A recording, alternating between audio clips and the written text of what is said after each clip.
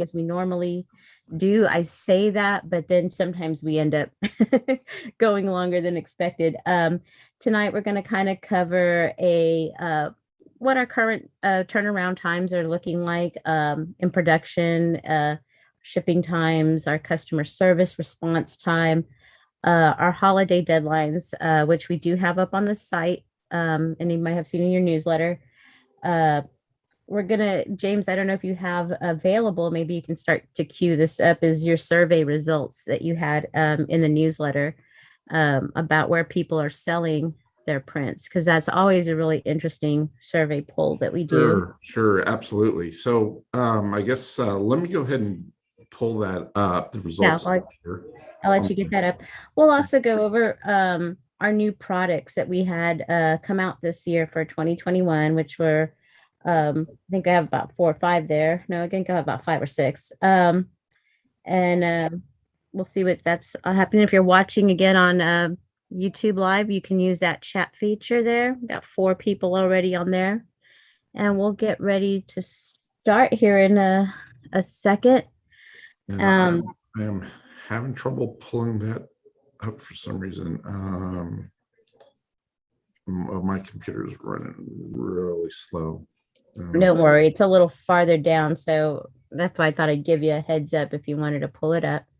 But I'll just go ahead and ask you these questions, and maybe you can go ahead and kind of let people know. I have right now, I'm sharing my screen, so it's going to be the our site, so I can kind of navigate through there. Let's see, I'm getting okay. How is turnaround time right now in production? I know we do have our delayed notice there to let people know that, this is our time of year where, even though we have posted turnaround times down here at the bottom, this is a time of year where things go a little longer just because of volume. Yeah, absolutely. So this year took us really by surprise. So far, we've ever since last year, we've really kind of beefed up our production. We've added new equipment, new space, new people. And so by, the end of the summer this year, we're starting to really kind of see some headway as far as production time and getting orders out in a timely fashion.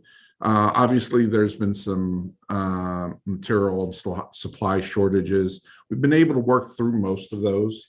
It's affected primarily picture framing and some of our card stock that we print on for our folded cards.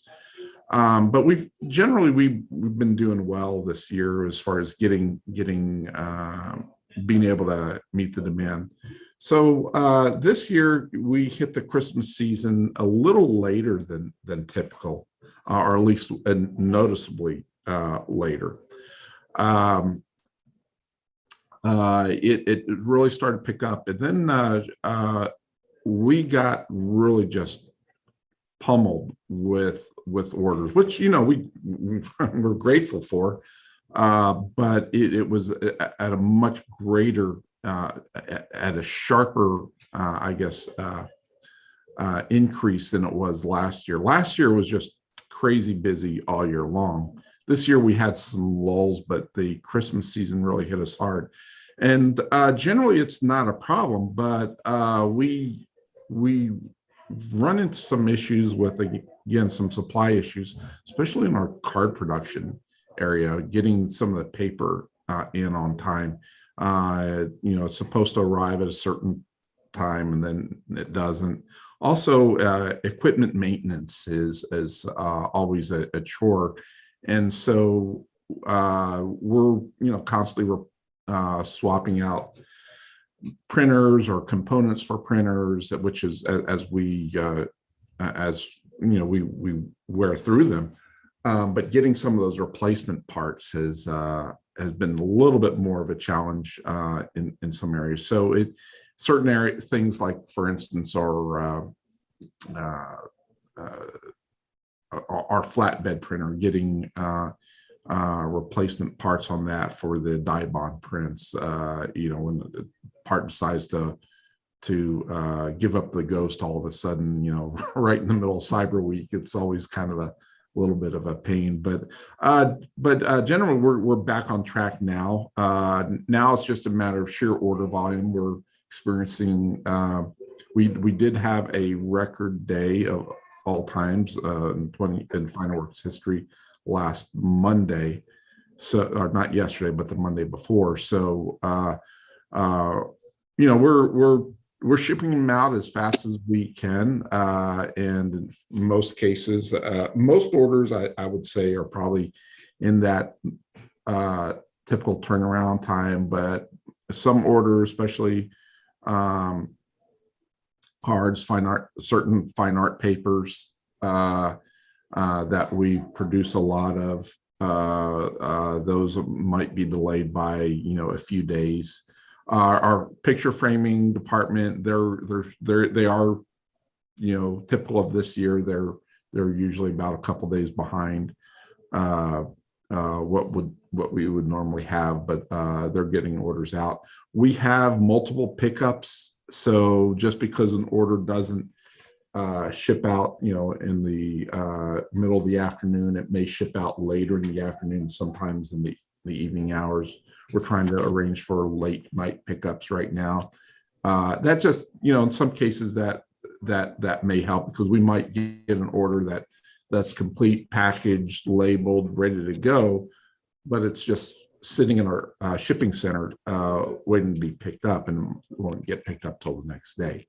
So that's kind of a customer's package when they go to look at their status update. It stays in processing until it's scanned for shipping, correct? Yeah, so it'll stay in processing. Now, there's a lot of other, if you look at your order history, you'll see all these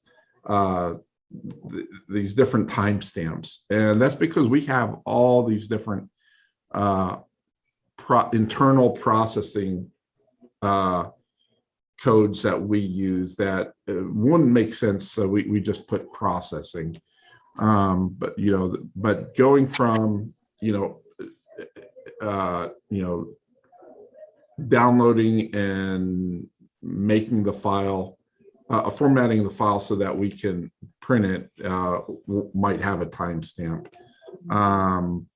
Different parts of the production process, if a print has to also be framed, going to the framing department is there's going to be a timestamp. So we'll have all these timestamps. Usually, if you see a timestamp, that if there's any long period of where, okay, there's just no activity in that history, that could mean that in most cases it means it's that particular product is kind of, or that part of the order is maybe at a standstill because we're waiting for more material to come in. Like I'd mentioned with the cards, the card stock, the paper mills are running behind getting things out. It could, we have card orders that have been delayed just because we're having trouble getting envelopes, because the paper mills have a bottleneck in the envelope industry right now, believe it or not. So it's, it could be something like that, but this is not all orders. I'd say this is a lot of this is typical this time of year, but you should start seeing, as we're kind of over the worst of that right now, so things should start speeding up pretty soon. How is shipping looking like for this year? James, has UPS and USPS said anything? Is it so far looking like? Yeah, USPS probably like as they normally are. It's we'll hurry up and lose your package. Not just I frankly, I haven't been monitoring the shipping department this or this quarter compared to last quarter, but I think the post office is making some improvements, not a whole lot, unfortunately. We're trying to shift as much of our shipping to UPS as possible. Sometimes it's just cost, a lot of times it's cost prohibitive. UPS generally has been much more reliable for us. We don't use FedEx much, but when we have used in the past, statistically, it's about the same. So it's easy for us to just stick with UPS. Plus, our rates are better with UPS than FedEx. But generally things seem to be arriving on schedule with UPS. Post office, this time of year, we're going to see some delays on the transit time. Okay, and just remember, transit time is separate from production time, because we're not Exactly. yeah, Delivery, the way I tell people, delivery time is your production time yeah, plus your shipping time. yeah, So yeah, we're not exactly grabbing items off the shelf, so yeah, we do have to produce one at it. a time. Yeah. Now I know it's a concern for Etsy sellers. Etsy, does look at, okay, how many orders are late and so forth, and we're trying to be as conscientious of that as possible. I do encourage people to put their in the PO field when they're checking out, if they're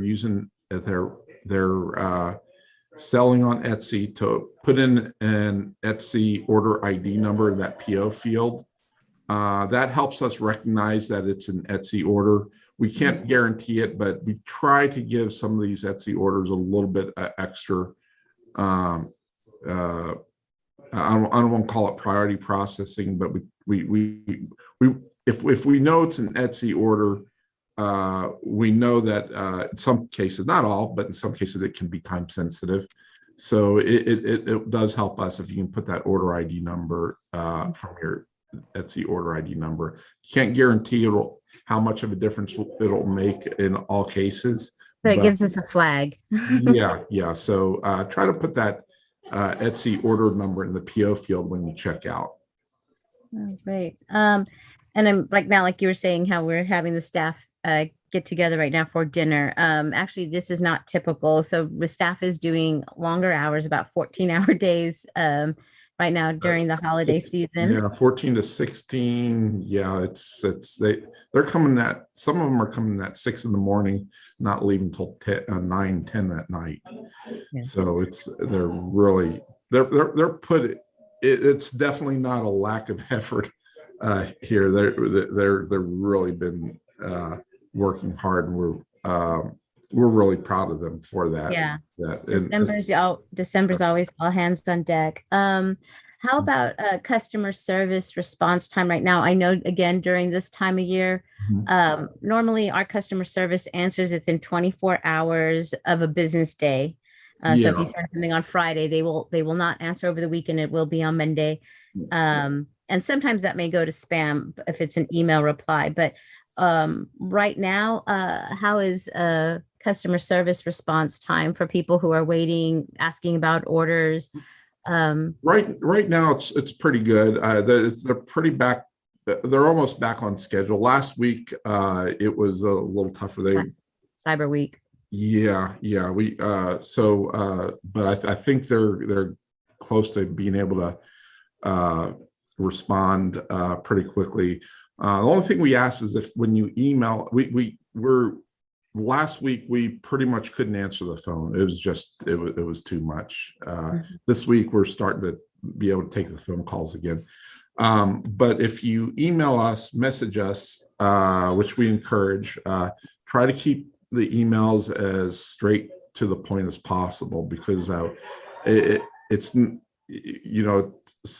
a lot of times we'll get tickets where a customer, and they may not realize it, but they're just trying to be thorough, but they will put a lot 2 paragraphs to ask one question. And the chances are a lot of these questions we get repeatedly. So if you try not to go into too overthink the question, just straight to the point. It makes it easier, because if they want our customer service, because we are trying to answer as many tickets as possible, sometimes they usually answer them in the order that they come up. But if it's a long drawn out email, they may set it aside, try to get to it later because they need to get to some of the shorter ones. So that will help them so that they can help our users. And so we want them to ask questions. We want our users to ask questions, especially if they have any doubts on something or wanting to check the order status or what have you. But yeah, just make it straight to the point. It makes it easier for our customer service staff. Next year we'll be adding more staff in the customer service field to answer these tickets. Right now we only have we have up to three, sometimes four if I get in there and help as well to answer support tickets or emails. But they're generally, we will have a list every day of about 300 to 400 messages to respond to. Yeah. And geo gallery questions coming through there too, which I try to get those. I do occasionally have people who will copy paste their message and try to go through social. And just to let you guys know, I'm offsite social, so I do not have access to customer information and customer orders. So a lot of the time I'm going to have to direct you anyways to customer service. But if it's something along the lines like you're having, what do you call it? If you have questions, like you say, maybe the site isn't loading, and I get that on social. I usually will respond to those or try to monitor those and let James know. So speaking of which, I do want to mention is that and it hit us a little bit. We have servers throughout the country using different services that do different tasks. We are I call us an IT company because the amount of technology, servers, software that we build ourselves to make FinerWorks happen. But some of y'all may have heard of a Amazon outage, and what that simply means is some of Amazon servers were, and I'm not even sure. I think it was some sort of internal glitch within Amazon.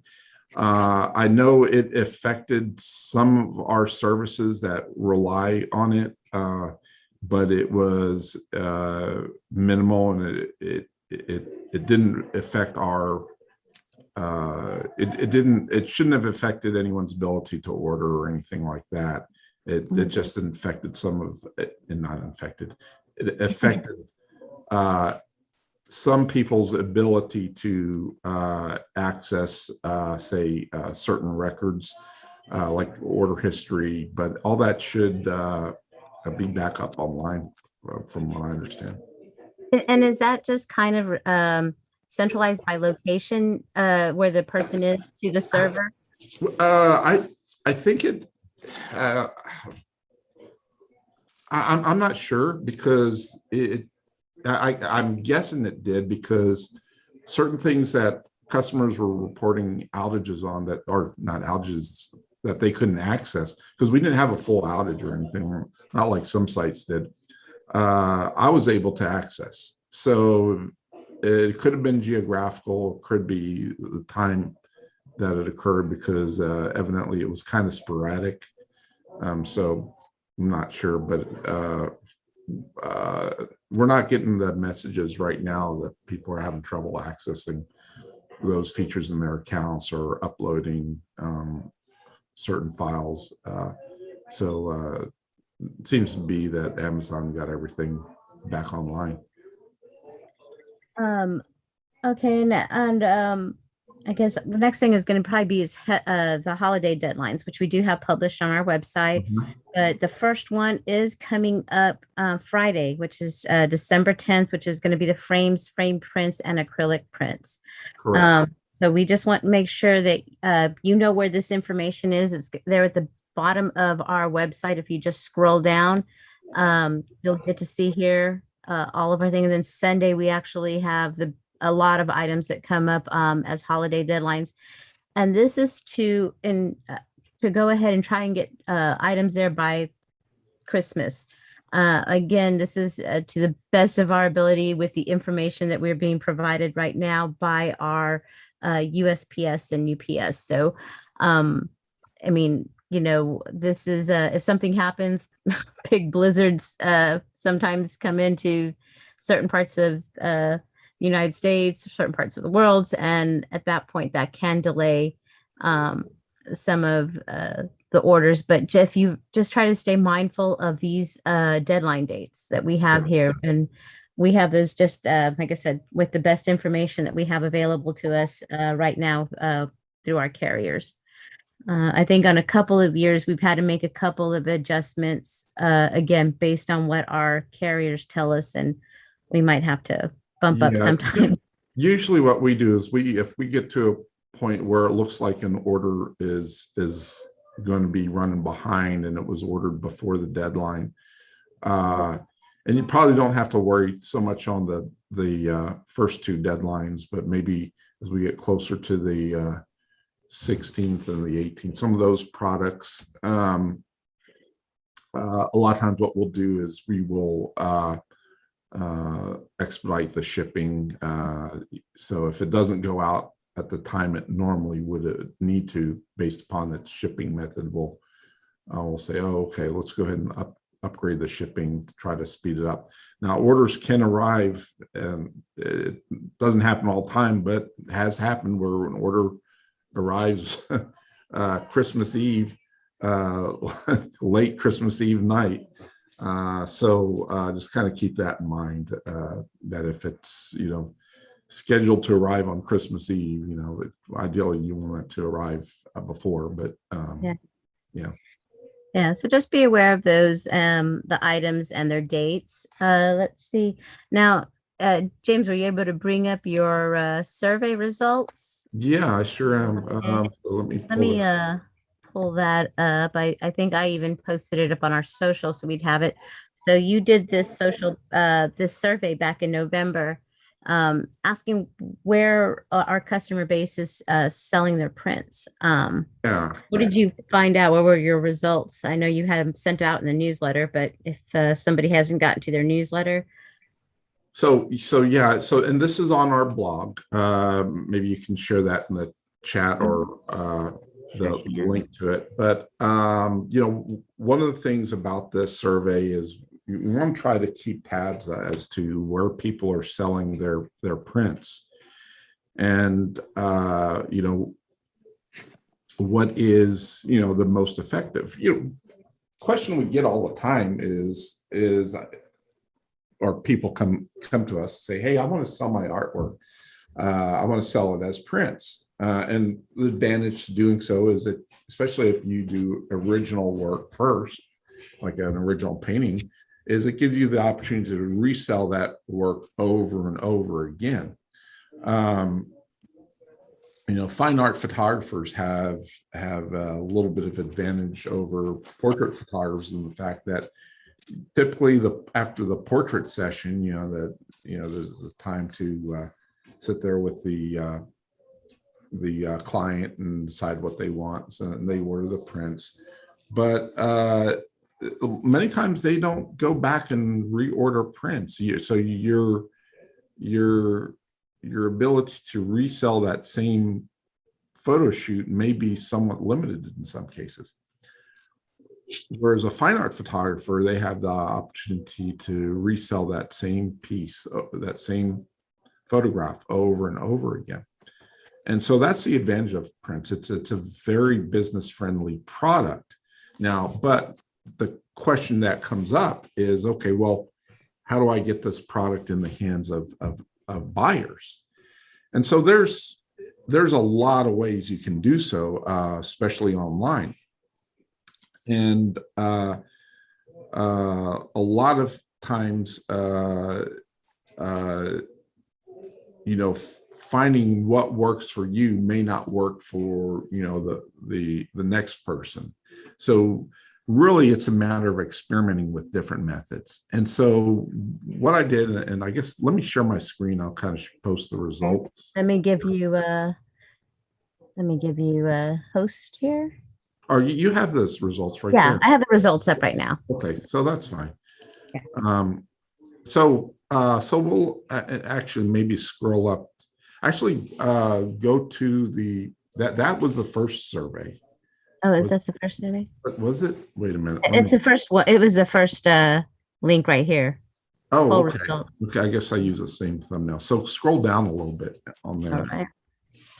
And Let me so increase this that. is what yeah, that's what I want people to be able to see.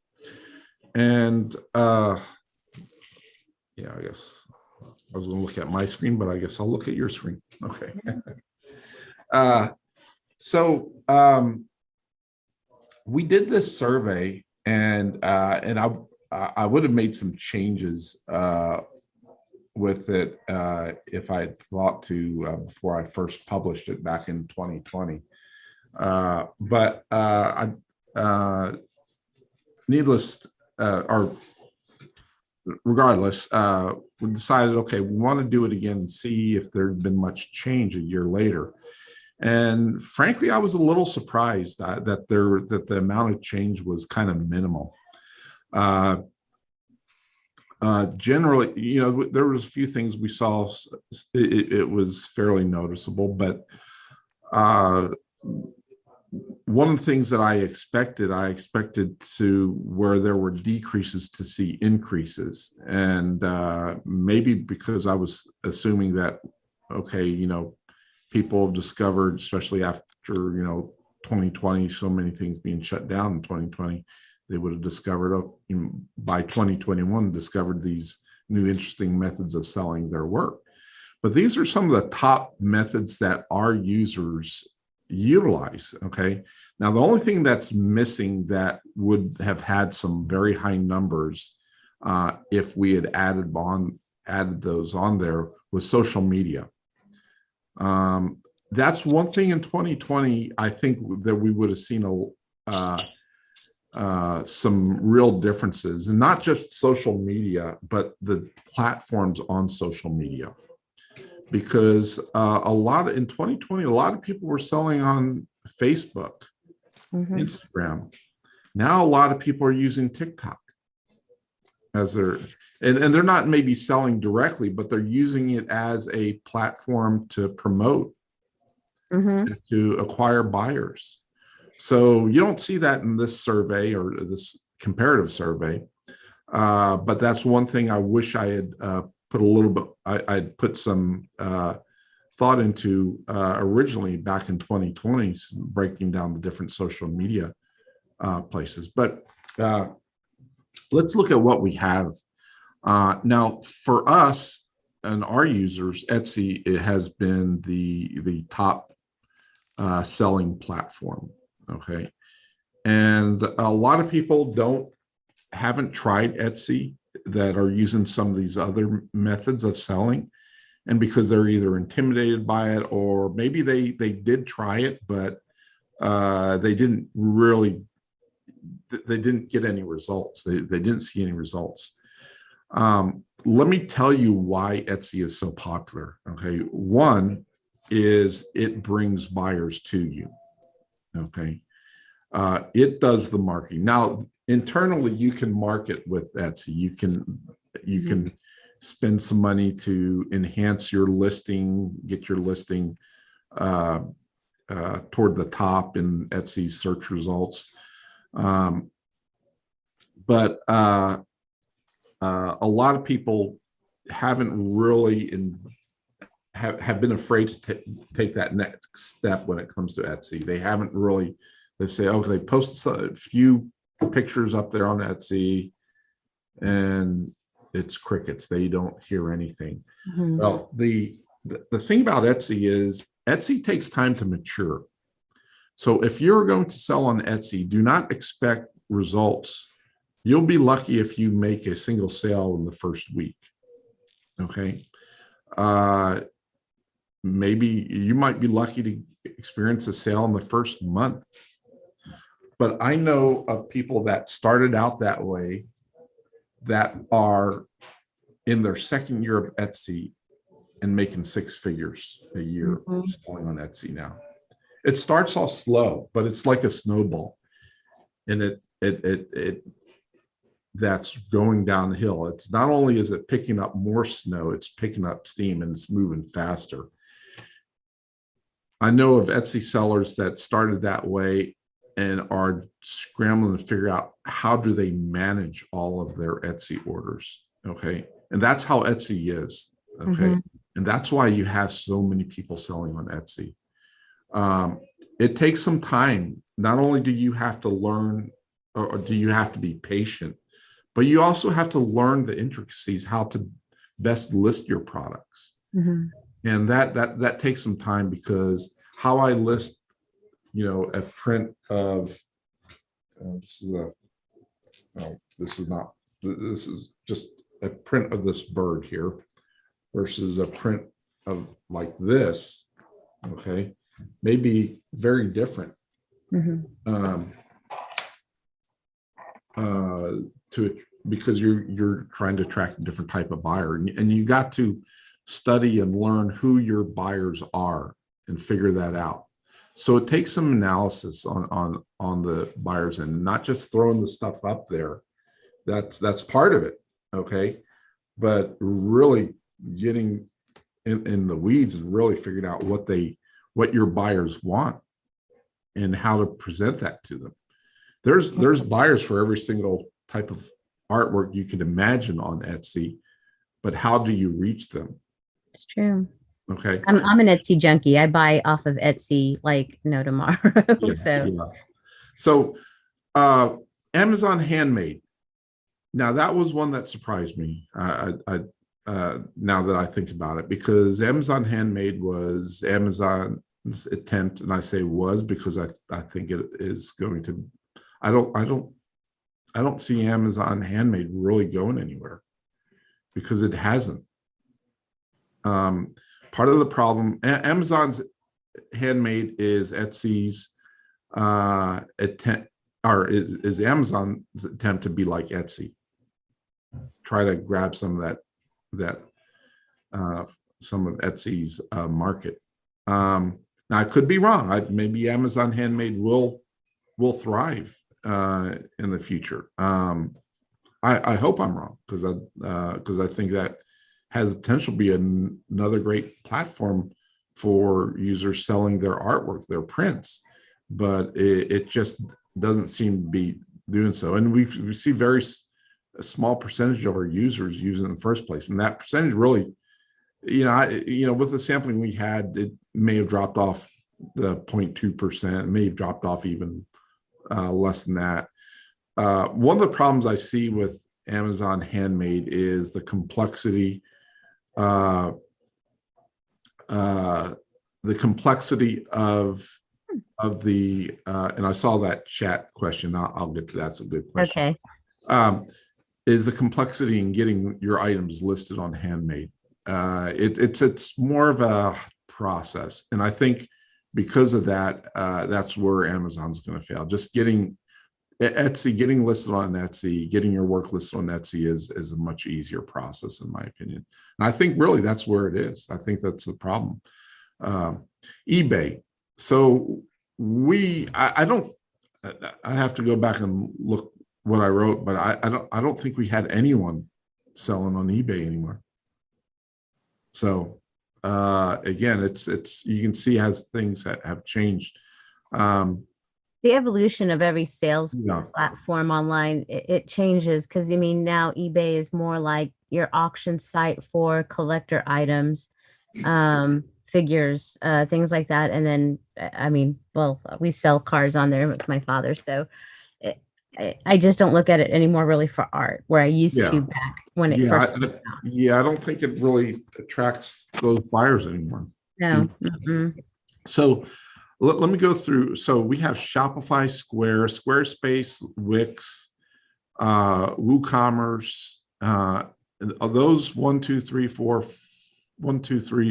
5 platforms are website platforms where you can have your own website, your own .com, selling on your own, fulfilling orders on your own, or you could send them to us, hopefully, to fulfill the orders. But you're the boss. You're not beholden to any third party to to help you sell. You have to advertise your website or promote it and sell. Now, one of the things I did see a small decrease in people using Shopify, but I think because I think it's because some of the other platforms, and maybe some people out there could tell me otherwise, but some of the other platforms have become a little bit more sophisticated in the past year. I think Wix and Squarespace has made some improvements, so they might be siphoning off some of Shopify's users. I will say this,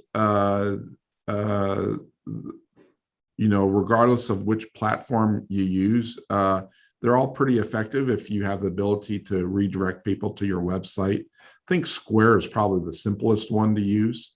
But the simpler they are, the less bells and whistles they offer. So just kind of keep that in mind. But generally, no big changes except for WooCommerce. I'm not sure why. WooCommerce is more of a DIY type site, so it's not as user friendly. But anyways, but those are platforms where you can have your own website. And I would, if you are selling any other format, you must at some point get your own website. I know this seems like kind of dated advice, in 2021, but you'd be amazed at how many artists and photographers do not, just rely on Etsy. They don't have their own website. I see a lot of people rely on just their social and using their DMs to take orders. But here's the problem with that is you're reliant on a third party's platform. Yeah. So if something happens to that platform, okay, what's going to happen to you? Exactly. So, I knew an artist that got banned because from Etsy because their description of Etsy claimed their description of their prints was incorrect, and I could see how that was the case, and if they probably could have done some things to reword it, but they refused to change the description. I guess Etsy banned them. And it is getting weird with descriptions on marketplaces, even Instagram with our shop. I do geo galleries and I put every item into the shop and try to do it. And before, at least you had the option to appeal if they said they weren't going to do it, like if it was let's say a painting of a puppy dog, and I would get the message that this violates Instagram shop's things that I'm trying to sell an animal on there and violating the terms of Instagram shop things. So at one point I had the option to at least appeal that and it would get approved. Now it's taking longer for those items once they hit the shop to be approved. And then some are just flat out, maybe it's a human figure. So I'm kind of stay away from the human figures as samples from artist work because those will get right off the bat. They're not going to be accepted because of it's considered nudity. Yeah. So if I'm seeing a big swing right now on the social media and on terms on different websites too. So I don't know if that's going to be something that's going to hinder a lot of artists in the next coming year when you have very rigid and automated. Yeah. I think that the problem is the AI that's doing a lot of that's making these decisions is not where it should be. It's not sophisticated enough to be able to differentiate. Art is so subjective. Yes. It's so personal. And having a computer algorithm determine, okay, what is appropriate, what is not, what is art, what is not, it's just, I think it's, it's very difficult to, it's just a situation where, at some point you're going to have to say, okay, this is currently the limitations to it. So anyway, but Art shows and fairs. Now, I expected a big jump on this, didn't you? Yeah, I did. Yeah, and I saw it seems like a decline. I know there's more shows, art fairs, outdoor events going on now. So I don't know why with our buyers that we didn't see a sharp increase. Um, I think just being trained on the ease of ordering online, Possibly, um, yeah, possibly it's just a lot. it's changing consumer buying habits It is is. what I'm seeing. I But mean, I don't go to the I would grocery have shop still, anymore. and it could be that some of the users that are going back to participating in uh, arts and shows are also, but are using Etsy as well. So, Mhm. so um, third party online galleries, not much of a change there. And we're talking about your Fine Art America, Geo Galleries, even art.com, I think. Mhm. The ones that let artists participate. Traditional online galleries, a little bit of a decline there. It's not a huge decline, but it could be just because this particular sampling, or it could be that many of the offline traditional galleries they're not as active as they were. A lot of them closed too. A lot of physical art galleries did close over the pandemic. Yeah. So there's a little less opportunity there. Yeah, in-person sales, again, not much of a change. I think that 9 point, basically 3.5%. I think it's because more people are using social media, Hmm. I and think so. and it definitely in some of the comments we got, we did see more social media. So that's kind of what we saw, and we're going to do the survey again. Hmm. I may modify it in 2022 to be more specific with certain social media platforms. It's kind of hard to do because what's available in 2022 might not be available in 2023. Yeah, So, exactly. so I may just say social media. Um, Yeah, if uh, you want to in the chats, guys, if you're doing successfully well in a social media platform, maybe in the chats, just drop in what platform has worked well for you. yeah. Um, Now, Kevin asked earlier, and we hadn't forgotten about it. Does smaller formatted art sell better on Etsy than larger works of art? And I'm guessing you're referring to the size of the print or the size of the frame piece or what have you, the dimensions, physical dimensions. Is that what we're talking about? Correct. Okay, great. So, so the question is which sells better? Well, obviously the smaller is going to sell better, assuming that it's priced smaller. mhm. uh, Etsy buyers, like everybody, everyone, it's a platform where if you sell something at a low cost or sell something cheap, it's usually it's easier to sell. And we have a lot of successful sellers that are selling. They're putting in 50 orders a day, but they're selling 8x10 prints, and they may be making only a few dollars off those. Okay, but they're doing a lot of them.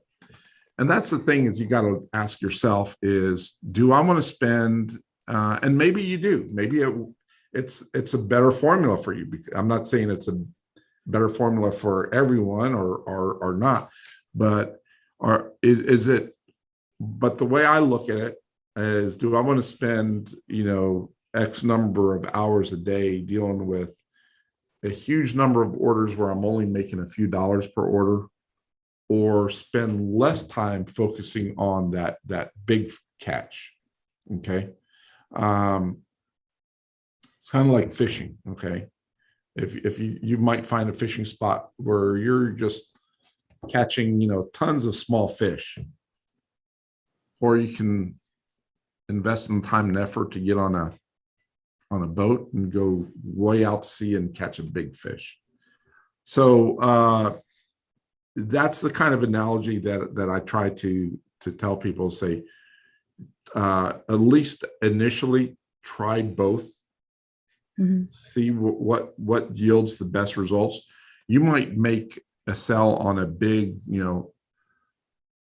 30 by 40, metal print and make, $300 in profit off that sale. Or you might sell 100 8 by 10s and make $10 off those 8 by 10, those 100 8 by 10 sales. So you're making the same amount of money, but think how much more work you're doing. Yeah, Lena on YouTube says the price point is really what determines what sells better on Etsy. I think so too. Some of it also depends on the buyer. If you're just selling, if you're selling prints of, just abstract art or, landscape and so forth, it's not as personal. It may not have as much meaning to the potential buyer. So you may find that a little bit more difficult to sell at higher price points, no matter how, what type of print. It could be, a high-end acrylic, face-mounted acrylic print, or it could be a, simple Kodak print, or a poster. Now, John has a question in there. But yeah, but let me finish just, on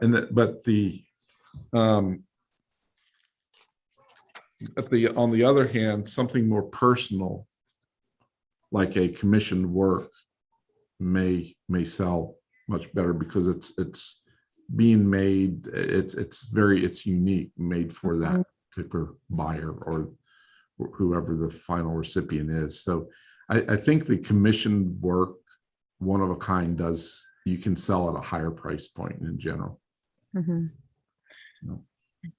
But you were saying, I'm sorry. Oh, John has a question on our chat here in Zoom. Any suggestions on encouraging clients to buy larger prints? Most purchase 8 by 10s or smaller stuff. And this is often with images from a photo session. Sure. Put it in a frame. Yeah, that's part of it. Jim Landers had some good tips on that on our a couple of photo tips. Yeah, and I know John, and John also knows Jim. No, but it's a good question. And one of the things I tell people is to make your photos more tangible, make your artwork more tangible. Try to take it from the 2D to the 3D. When you see a frame print of a photo, there's just so much more emotional impact to that than seeing just a piece of paper with an image printed on it.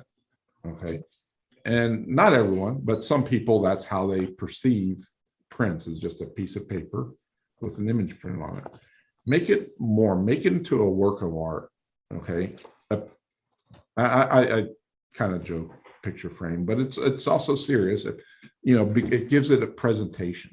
Yeah. So the way you can encourage larger prints is to present those as a presentation and not just as a print.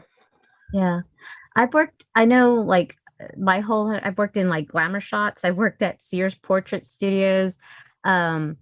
And I remember that they would have us do that because, that's a whole thing. It's a sales thing for those companies. And they would go ahead and you get like somebody who ordered the smaller prints, and they actually would print some larger ones and go ahead and present it at the time of closing the sale. I usually would get about 60% of the time, or if not 70% of the time, people would go ahead and buy the enlargement that we had there when they were finishing the closing of their sale. Yeah. Well, John's a photographer, and one of the things, John, you probably recall Jim having said, Jim Landers, FinerWorks official photographer, is that one of the techniques he used to use when he would bring people to his portrait studio, and he had us do this. He had us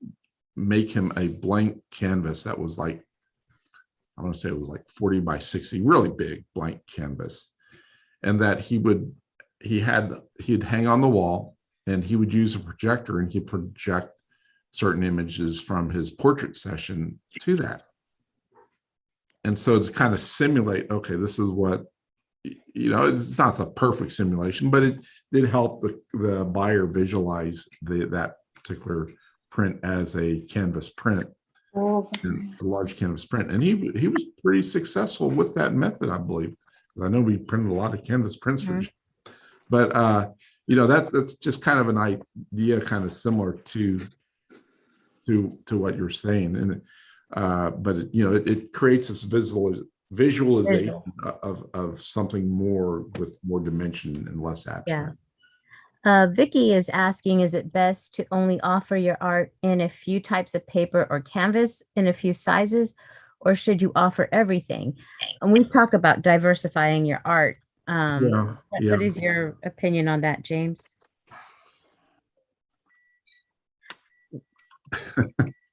Gosh,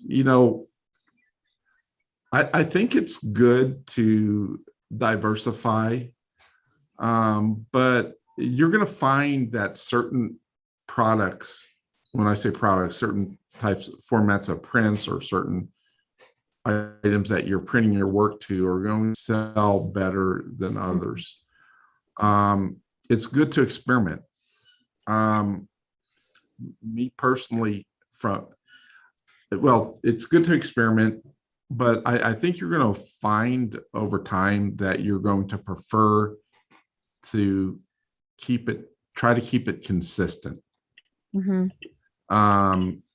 Because not only do you want to create or do you want to sell your work, but you want to create a customer base. You want to create a base of potential collectors. And that's going to be harder down the road to attract them to buy prints of newer work or other prints if it's been changed up dramatically. So that's why I kind of had some reluctance to say, you can take the shotgun approach, but maintaining that shotgun approach is going to be harder in the long run. And I think keeping hold of that collector's base and building that collector's base is going to be harder if you change things up.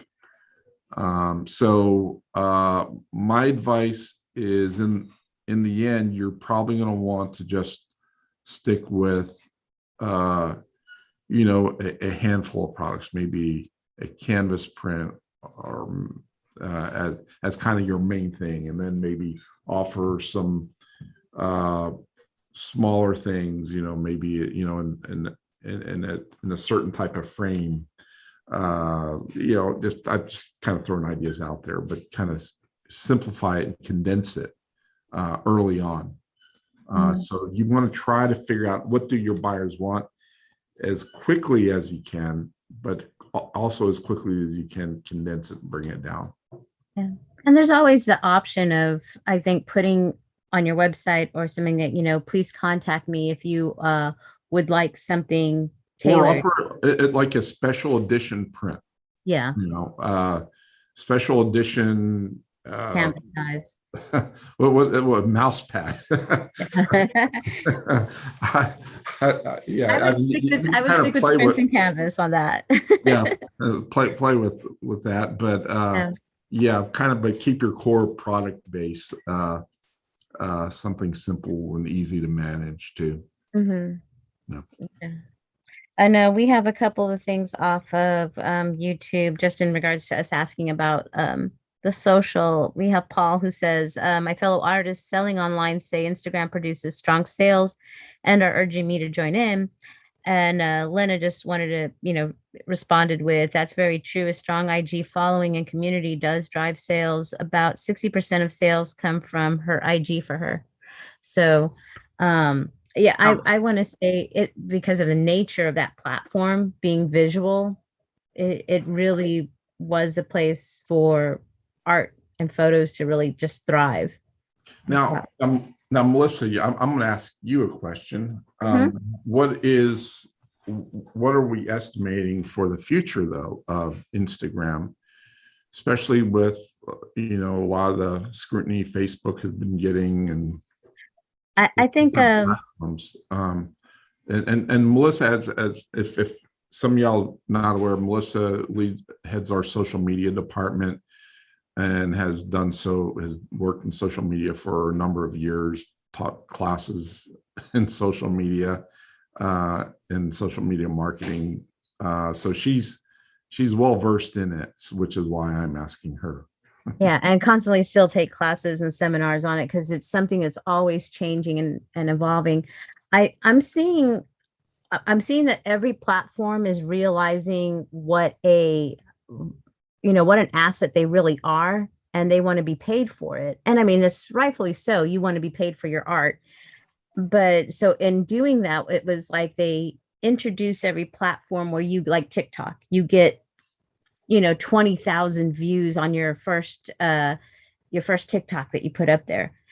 And as all of the platforms seem to age, they kind of take algorithms that start to hide your post because it's kind of deems these like, well, this kind of sounds a little silly, and we really could have that as an ad. So you always get every platform now has, even Twitter, boost this post. So organic social media, which is what I've always kind of gone through, is organic social media, meaning it is not buying the followers or the buying the likes or anything like that. I think the organic social media is going to have a harder time putting up something and getting that to go unless you've already haven't. And this is what I say, tell you can't go buy the followers now and think you're going to take off. You had to have had an organic built over the years, and you're at that, people who have the 10,000 followers already. So it's not You're an gonna overnight thing. Yeah, it's not an overnight thing. It's going to be harder now than it was when when every platform first opens. You kind of have a sweet spot of everybody's jumping on there. You might build a bunch of followers. TikTok is still relatively new, but I am seeing changes on there. I'm seeing a lot of posts on TikTok where people are saying their videos are being taken down because it violates the standards. And there's really not much they are saying that I find objectionable in a lot of their original posts. And so I think you're going to see social media get to the point where it's going to be like basically pay to play. Um, and and it's going to be a little harder. You're going to have to work a lot harder. How that's going to manifest and what techniques you're going to have to use is going to be a waiting game, because right now I think everybody's waiting to see what's going to happen in January with a bunch of different social platforms. And then you're going to have all of the social media marketing agencies and professionals have to react and try different things to see what's going to work. And then that will filter down to the everyday person utilizing the social platform. So it's going to be harder work. Like I said, it's if you got on there, it is going to be, and I know a lot of people hate this. I mean, I talk to artists every day with geo galleries posting daily. And in some cases, some platforms, you go like TikTok, to really gain any momentum on there, you need to be posting a couple of times a day. And it's a lot of work, which is why a lot of you do have social media agencies, and you're not starting to see a big cog of it happening. It's not just, oh, you do social media. You have a content creator, you have somebody who is going to do the analytics for it to go ahead and boost the post through hashtags, tagging. You have people who are pole production companies that help the content creators create video. It's like I said, there's a reason it's a social media agency now, as kind of off branching from advertising agencies, because it's such a huge animal. It's becoming just to get a post kind of recognized. But I don't think it's something people should leave. because it's kind of like when the phone book was popular. That was the only way at one point that people knew how to get a hold. You had to be in the phone book. And if you were a business, that was just something you have to do. You need to be on there. And that's why, again, when we're talking about owning your own website, every social media platform, you got to remember, it's not your personal thing at all. Everything should go ahead, point back to your website. From your social media followers, you should be still doing old school, getting their email addresses and building that list, because that Your belongs own to you data, no matter where basically. you go. Yeah, And own it's an your old own. school thing, but it's still valid, is Yeah. email list. Yeah, the reason why I say own your own data is because that data, those the names and email addresses, what have you, that on the social media platforms, you don't own that. Mm-hmm. When you say you have, you know, X number of followers, you really don't have X number of followers. The Yeah. social media platform is allowing X number of followers to And your even if you have social media 60,000 followers, patient. Yeah, maybe only 600 are yeah, going to see your image on their feed. And yeah. it's because it's dependent on how well you interact with them and how much they interact with you. And if a number of you who are followers on our site, um I love all the messages, because I will go in with my insomnia, and I will go like about 20 or 30 of y'all's posts as well, one to give you guys engagement, but also to ensure that you are able to see our post as well. And the hope is that you'll come to our site and see the posts that we have on there. But that's the other thing about how much dedication do you want to put into interacting with the people that are your followers so that they see your posts. If you have 60,000 followers, it's almost no, it is. It's impossible for you to do that much engagement with each account to do it. Um, so you're going to see that it's going to be such a task. I think what it's just going to become social burnout for a lot of people, and they may abandon their accounts for a little while. But yeah, they need to. And a lot of artists, especially because they don't make them business accounts. I have a lot of artists who they get to 60,000 followers, and their Instagram account is hacked, and they are locked out of the account. And then you'll start getting these like kind of Russian ads for Ray-Ban sunglasses as post on your thing, and you don't own it. You've lost all your followers, and there is no help from Instagram to get your account back. They just rebuild it all over again. So as best as you can, own your emails of your followers. Try to get them to go to your site. Have something on your site to capture emails, because you're really going to keep that in there so that if anything happens to any of your social presence, you're always able to contact those people. And let's see, anything else, James, on that front? No, I think that was it. But I think it was important to touch on social media. That was one Yeah, of the things we talked about earlier in the year as well, as yeah. marketing via social media. And but yeah, I think the survey though is, while there wasn't, like I said, a huge change, it was quite insightful. Mm-hmm. I always find it so. Now I wanted to kind of just quickly kind of go over some of the new products we introduced this year. And actually we did a Yeah. number of them. I'll start actually from down. We introduced this year the DIY unfinished wood 1 1/4. And that was as Yeah, in the framing. under the frames, the Mm-hmm. frame mats, the DIY. Uh, yeah, you're under printing there. Yeah, there we go. So the DIY unfinished frame. So that's and that's a pretty accurate photo of it right there.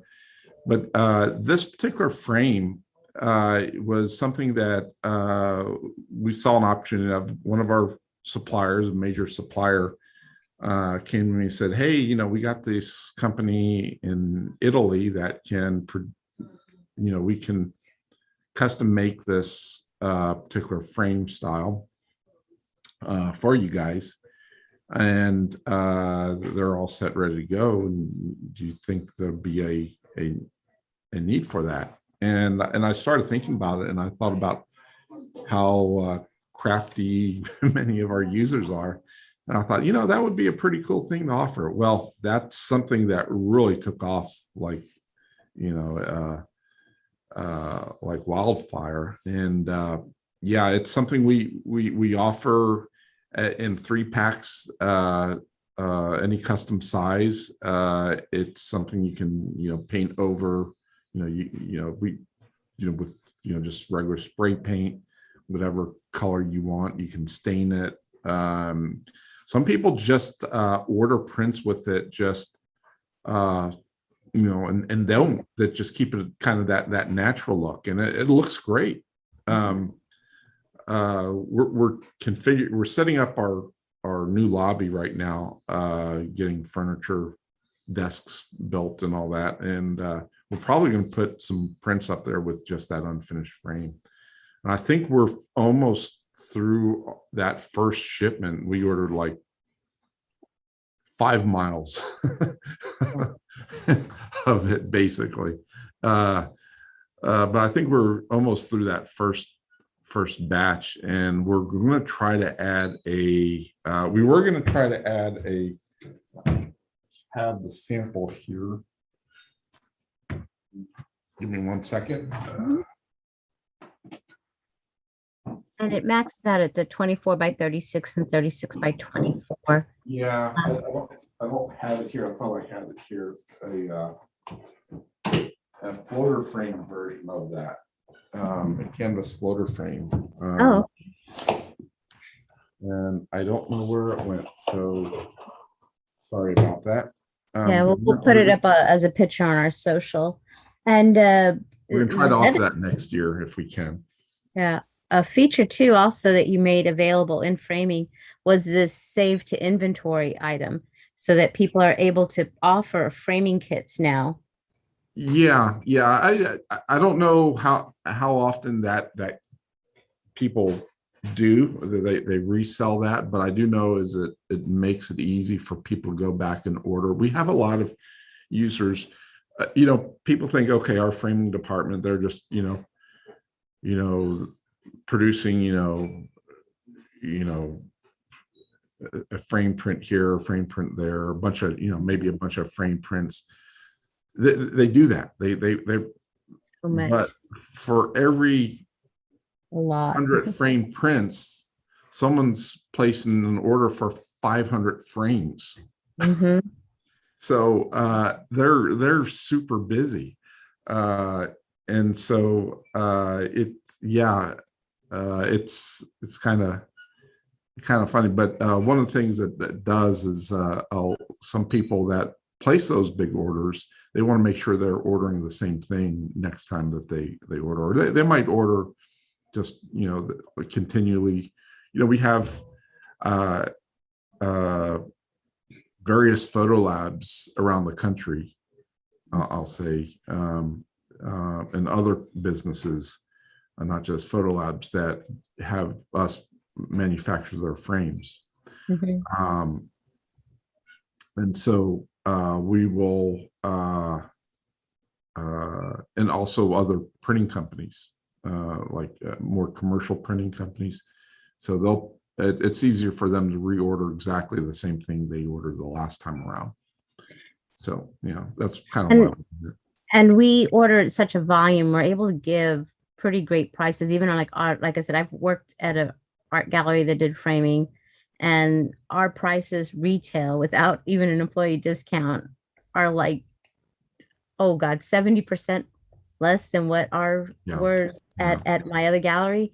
So we're able to do that. And we had learned this year, or not even this year, I think a couple of years ago, that a lot of the molding companies cannot deliver to small, like if you're an artist and you want to be able to sell frames and order directly from the company, they will not ship to a residential address. You have to have a business front address to accept the orders. So you have to be doing this is great, traditional. because you don't have to invest in the saw, there's so much equipment that goes into making a frame, plus its maintenance, that kind of getting your DIY frames through us is pretty a pretty great Yeah. thing if you want to have that and have options for your collectors when they get your pieces. Yeah. Uh, let's see. We also introduced this year the textured prints. Mhm. So, Now well, the dye bond metal yeah, prints. we introduced the dye bond metal prints, and we had to differentiate those between regular Chromolux metal prints, which are what I think people are more familiar with, and dye bond metal prints. Now, Mhm. dye bond is it's a aluminum composite, and let me grab a piece here. So,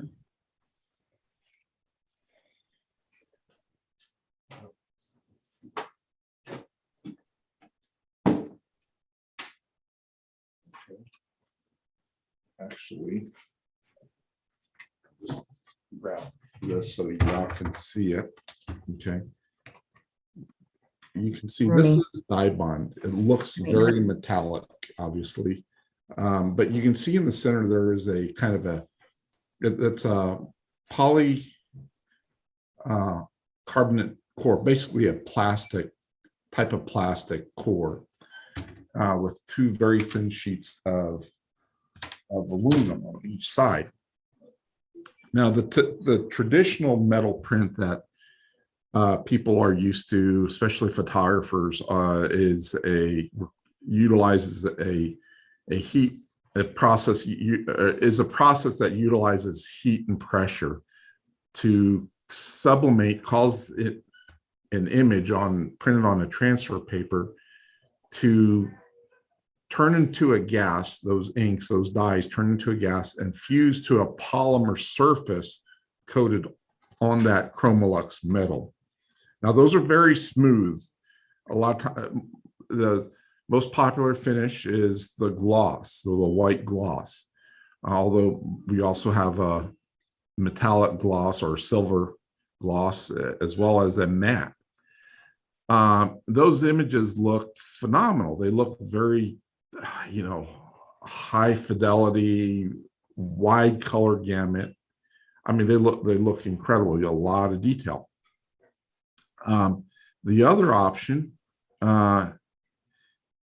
is the dye bond, which is on that surface that I showed you. Now, the difference is that type of printing is done where we are printing directly onto those panels with basically a huge inkjet printer that has a big giant tabletop. We call it a flatbed printer.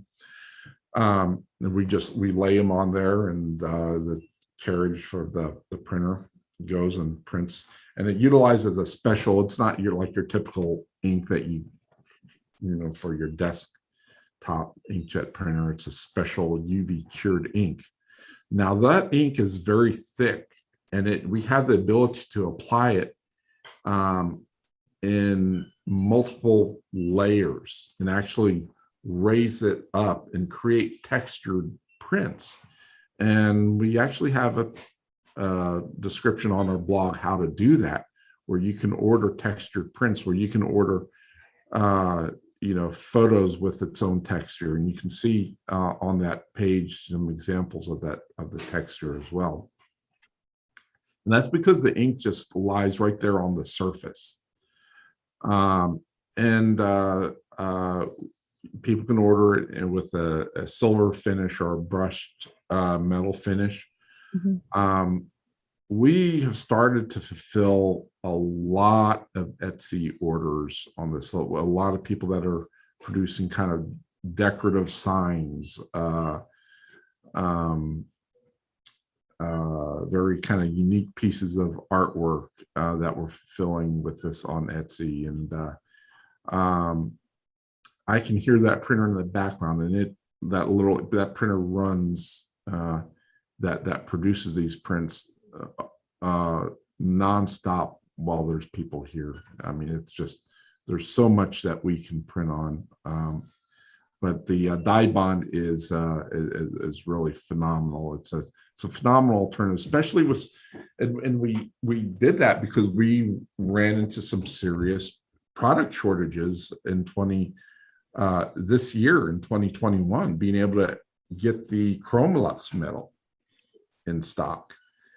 Especially, it's easy for us to get the small 8x10 panels, the 16x20s, but we do a lot of custom sizes. So getting the big panels in stock was very difficult. So that's why we added the dye bond metal option. And we have even photographers now, doesn't have that kind of that same kind of pop and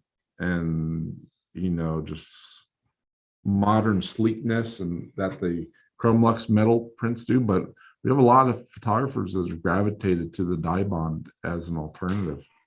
I think it looks, in my opinion, it looks more, it has more of a just kind of a more enduring look, I guess. It's hard to explain. And we have on there, it's durable and waterproof. So this is actually great if you want to create your art as signage to businesses and sell or license your art out, I guess. And you Yeah, create the signage. yeah. Well, we this mock-up that you see here was actually was based upon something similar that we did for a customer that owned a restaurant that wanted to decorate their restaurant. Now, obviously, this is not the actual thing, but they wanted something that was going to, hold up in a high traffic area. Mm-hmm. And so this was they thought, okay, well, could do the metal, and the metal would hold up, the Chromolux metal, but they wanted, they wanted something a little bit different, and so so they opted for the dye bond. They would have been okay with either or, but the dye bond looks great. We have one question from Kevin on the dye bond. Does a dye bond print not require as high of a DPI file? I think I still say 300 DPI, but you get a little more forgiveness in it because of the texture. If you go with the texture, now dye bond prints don't automatically have texture. You have to order that. That's like an add-on that you order with it. But the printer resolution is not as quite as high, I don't think, as what we do with the dye sublimation process. But on the other hand, with the dye sublimation process, there is a little bit of a diffusion that goes on. So the prints very, very high resolution when you on that transfer paper. But when it converts to a gas, there's a little bit of a diffusion process that goes on. So it's not always as crisp as that original print. You may not notice it. You might see it more on certain prints. The dye bond printer, I think, prints at 1200 dots per inch, if I'm not mistaken. I'd have to go back and look at it. But usually after about 600, it becomes kind of really probably not going to notice it as much anyway. With the dye bond prints, what you are going to have is a little bit less of a color gamut. So in other words, it's not able to achieve the same range of colors. That's just because of the nature of those inks. Those inks were developed and designed more for the commercial printing industry initially. So they don't just so they're not quite at the same level as what what we can get with the dye sublimation process. So you get you get a wider range of colors, but as far as resolution is concerned, I don't think you're gonna really see a whole lot of difference in the crispness and sharpness. Most of your metal prints and dye bond prints are going to be printed fairly large. You might print an 8x10, but Most people are printing them at 16 by 20s or larger, and you're not getting that close to them anyway. You're standing and looking at them from a distance. Mhm. John asks, is on file types, have you seen differences in the prints in using a JPEG file versus a PNG file at the same size DPI settings? So this is something we kind of touched on earlier in the year. I think we were talking about file types, right? Mm-hmm. And I don't remember which session it was, but I know it's on our YouTube channel. So, but I will answer John's question because I don't want you to spend 3 hours trying to find that answer. JPEG file versus PNG file at the same size DPI settings. Okay, if the JPEG is the short answer is if the JPEG is saved correctly, you shouldn't. Okay, now let me explain, and I think John knows this as well.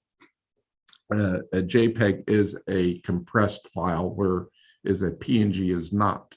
However, a PNG or a JPEG, or I take that back. PNGs can technically be compressed, but it's a different. It's not quite exactly the same. But a JPEG, okay, by its nature is supposed to be compressed, and it's a more flat file. It doesn't have alpha channels, which a PNG, which basically transparency options, which a PNG can have. So it's smaller. But where you get in trouble with JPEGs is when you compress it too much. So when you save a JPEG, you can save, okay, do you want to save it at a high setting or a low setting? It's as you get to those lower settings that you have the potential for what's called artifacting, where you see, you don't see the gradient isn't as smooth. Let's say you look at a landscape and you see, closer you are to the horizon, the lighter the blue becomes. The higher up you go, the deeper the blue becomes. Well, that's a gradient, okay? And you might start to see with a JPEG kind of that you don't see a smooth, seamless gradient. You see contrast in those gradients, different levels in that gradient. And that has the potential to happen with a highly compressed JPEG. Now, JPEG that's only, I call it a first generation JPEG, where maybe the original file was a TIFF or other format and then was saved as a JPEG, but saved at the highest setting, you're not going to have that problem. Yeah.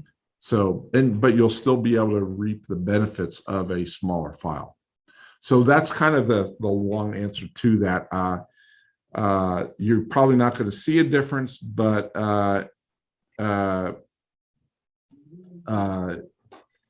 you're not going to have to worry about it in general if originally it was in an uncompressed format. But yeah, the banding, I think it is and as far as richness of color info, it's not going to translate. You're not going to see again, if you save it at its highest setting, you're not going to see any difference when it comes to print.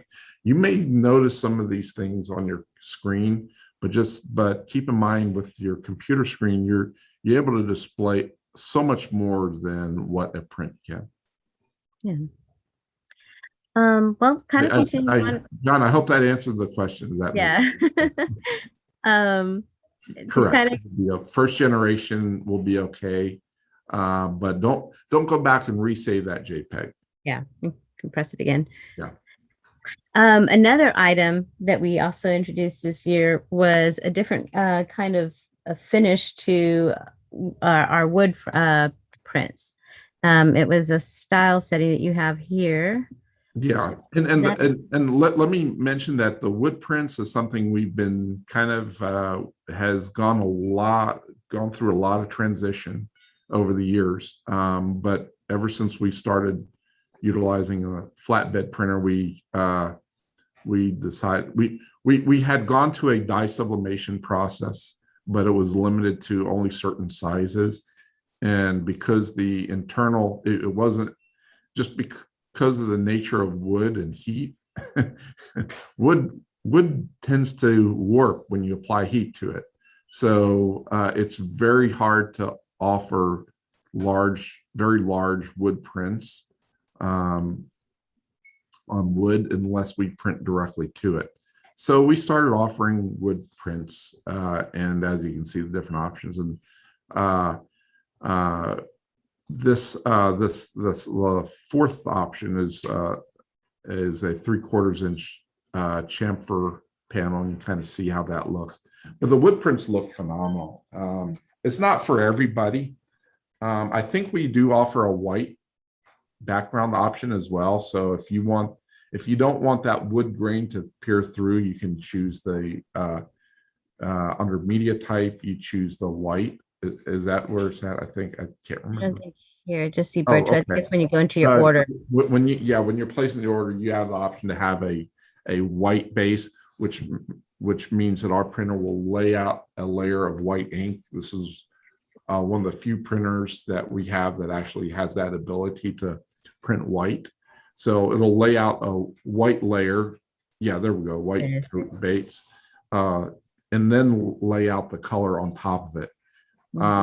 Without that white base, your whitest white on the natural wood look is going to be just the color of that wood. So images can have the potential to look a little less contrasty on the natural option, whereas you get better contrast on the wood option. We have customers which love one over the other, and and it works for them. So, but it's a cool product. Yeah. We also kind of went in with that Epson enhanced matte paper this year.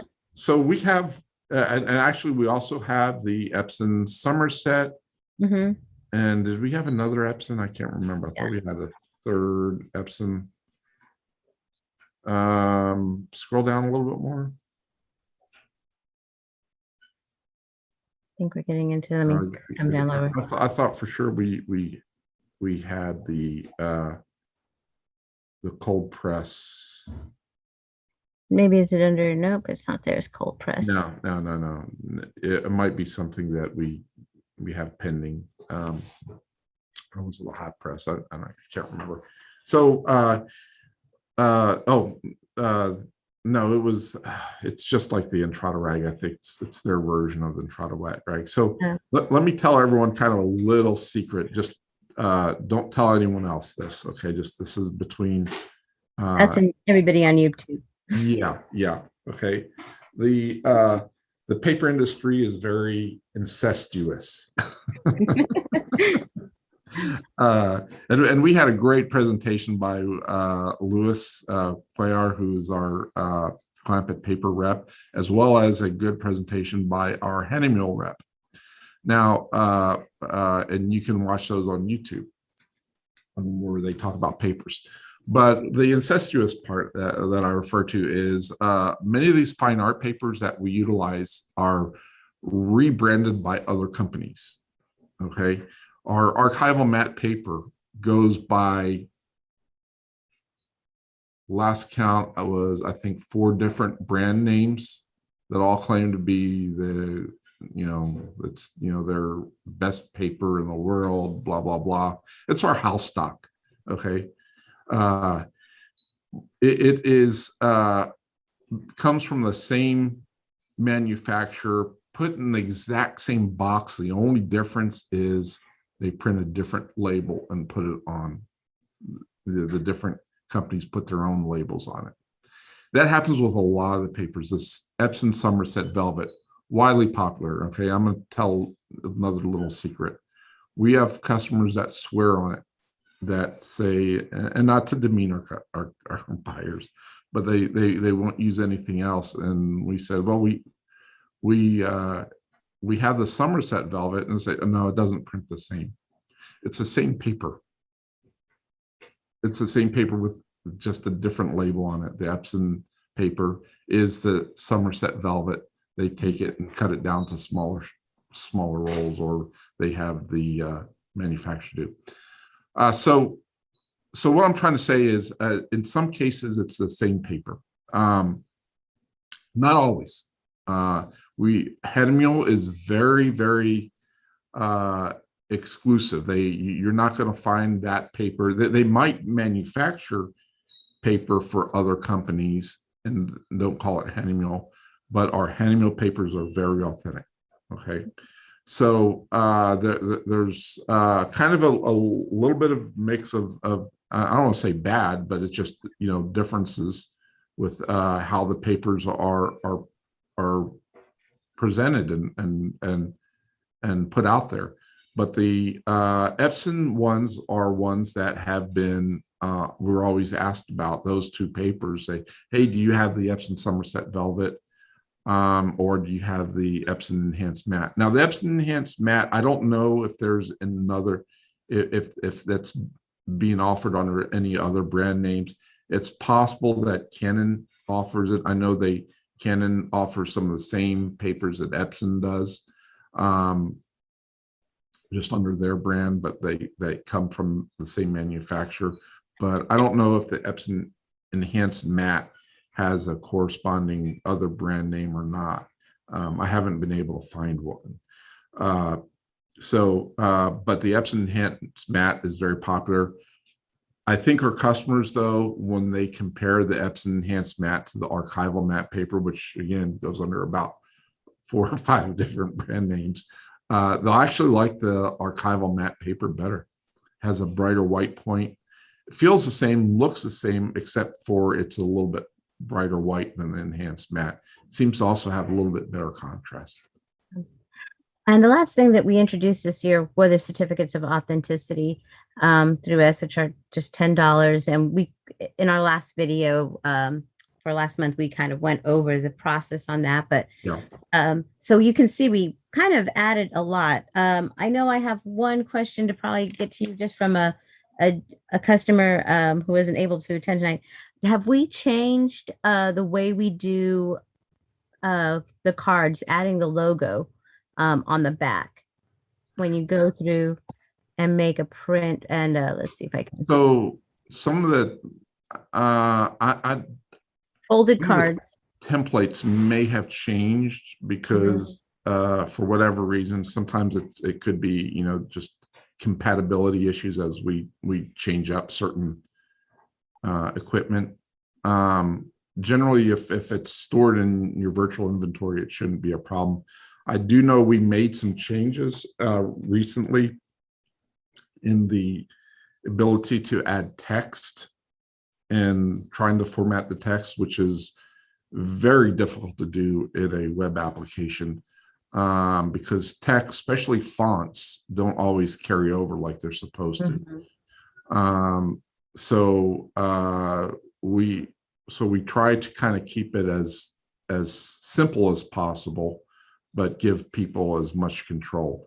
Also, points don't, you think of points, when I say points, points as a way of indicating a font size.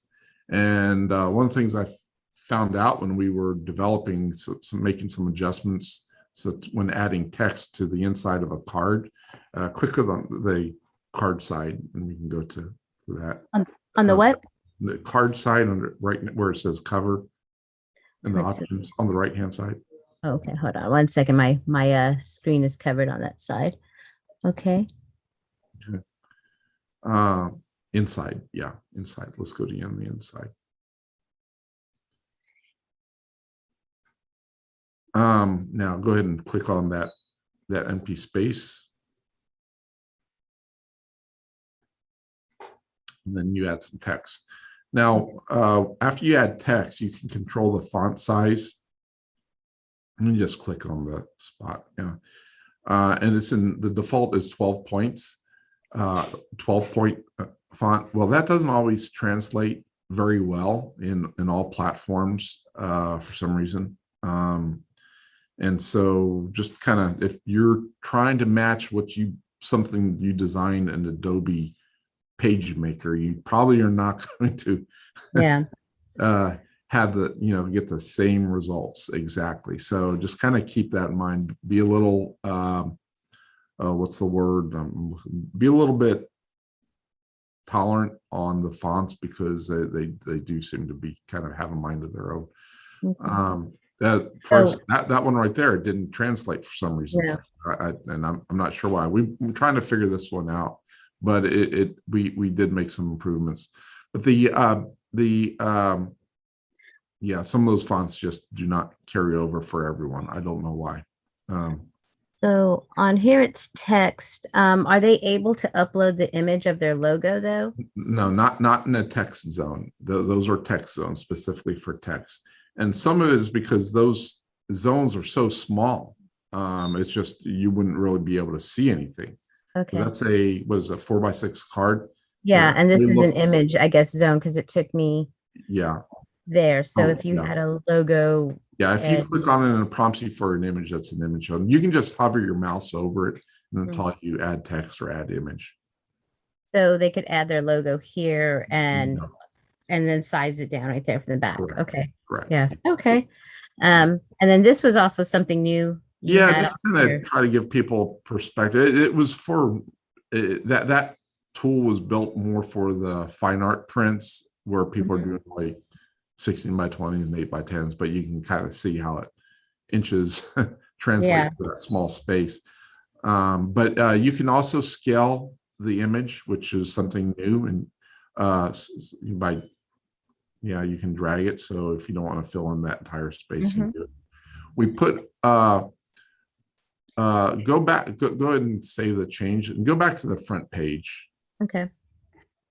And this is something I want to kind of mention. People get a little, yeah, go to the front cover. Yeah. People get a little, I don't want to say confused, but maybe they overlook this. Is go ahead and click on the image. Is The as you can bleed. see, there's a new line there. It's called the bleed. Okay. Okay. And go ahead and uncheck that box. Show cut bleed. And see how that disappears so you can see what I'm talking about. So Mhm. that bleed is generally where the trimming occurs. Okay, now this is a folded card, so the trimming is going to only be on the left, right, and the bottom of the card based upon the layout of that card. But that bleed is it's it was 1/8 of an inch or something. But we also have a safe zone. Now that safe zone is pretty far away from the bleed. That's that green line that you see. Mhm. One of the reasons why we have a safe zone so far is because as cards are being fed through the printer, they shift. The paper shifts or the media shifts. These shifts can be millimeter in size. That it's very small, very minor, or the cut can be off by a millimeter. And so you want to make sure that any of your content is that's important to you, that you don't want to risk being cropped, is within that safe zone. So Mhm. people will sometimes line up their image and try to create a border that lines directly with that safe zone. And like the edge of their image is right on that safe zone. And then when if there's any shifting in the cutting process, now the cards are cut mechanically, they're not cut by hand, like the fine art paper prints, but even though they're cut mechanically, if there's any shifting of the media through the machine that does the scoring and the cutting and all that stuff, and you lined up your image exactly on that green line, it's gonna look like you're gonna have uneven borders. Mm. So try to Would keep that also give the white that some people will get on a card, James, if they do that? correct. Yeah. So sometimes you'll see a sliver of white because you didn't you had your image outside of the bleed. Or generally the bleed is pretty safe, but just again try to keep your elements in that Hmm. safe zone. um, and try to make your cards full bleed. Don't try to do any fancy borders or anything that could risk being look like your cards misaligned because of that slight shifting that I talked about. Yeah. Well, great. I know that was like a question we had from Natalie. So Natalie, that was your question being answered. Well, we're at a little after 8, and I guess Yeah. we're gonna get ready to wind it up. We do have some dates during Christmas and New Year's where we are closed. Just depending on where the holiday falls. If Christmas Day falls on a Saturday, we may be closed the Friday before, but we will have that information on our website and on our Yeah. social media. And as I guess you'll also include that in the newsletter. And just as we're getting ready to wrap up, if y'all want to, in the comments, let us know where you're selling this for your December holidays. And if Yeah. you're on social, And let us um, know how your holiday sales are, because yeah, tag us so we can from our let people know. perspective, they look pretty good for everyone. Yeah, But yeah, order fulfillment. Yeah. Well, we want to also just kind of take this moment to wish everybody, happy holidays, and to thank you for choosing us to be your printer. And we know there's a lot of trust that has to go into that when you turn over your art to be printed. And we really appreciate that trust, and we appreciate all of y'all on social letting us see your prints and how they come out. We like seeing on the unbox, and we like to share whatever experience that you have had with a when you get your order. So tag us, because we really want to be able to show your works, and let us know where people can purchase them as well, so we can kind of send um any sales your way. And with that, I think next month we'll probably talk a bit about what's going to be coming new. We'll probably give a little bit of a tour of the new uh, lobby, and yeah, we let you got guys see furniture what we being built, desks and whatever, reception desks being built there. Of course, hopefully they'll be finished soon. It's taking us, of course, we're doing it. It's we're barely able to find time to do it, but we're getting it ready, so it'll look great. All right. And we see that Cinnamon is going to be selling at Island Artist Gallery in Sitka, is that Arkansas? And her sales are good. I think That's that's what we want to Alaska. hear. Alaska. Oh, yeah. Is that a lot? Yeah. Alaska. I know I have a friend who has in Fairbanks. So I don't think there's any let y'all know. islands in Arkansas. Alaska. Yeah. I don't know why I saw Arkansas. I'm also have bright light into my eyes. I just see the A. um, so that's something to know. There's if you're in and around that area, go see her. So Cinnamon, yeah, tag us in your cells, like in the image on your Instagram, just tag us. We'd love to see that. And anybody who goes to our profile, if you'll click on the tagged images there and check out some of the artists and stuff who are selling their prints. And a lot of people have us as their order fulfillment. So some might be mock-ups, but take a look at it. We have a lot of people that have had us doing their orders. So we'd like to, I'm always fine when you're showing where you're going to be selling at as well. So let us absolutely. know. We want to promote your work just as much as you do, Yeah, because when you're successful, we're successful. exactly. So thank you guys for a great year. We really appreciate it. And thank you for keeping us busy.